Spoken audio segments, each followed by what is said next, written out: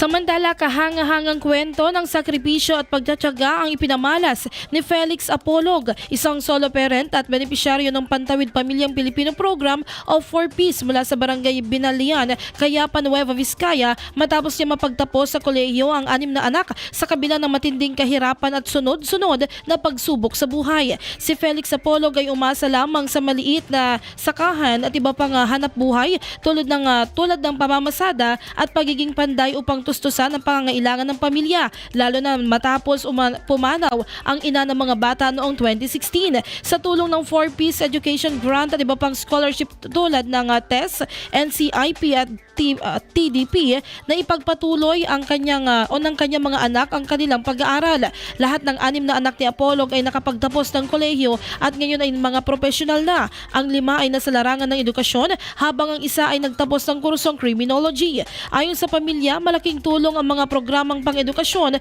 ng pamahalaan upang makamit ang kanilang tagumpay. Ang pamilya Apolog ay malinaw na patunay na ang kahirapan ay hindi kailanman hadlang sa tagumpay at sa pamamagitan ng pananampalataya, sakripisyo at sipag.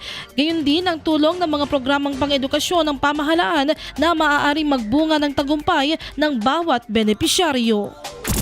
IFM News.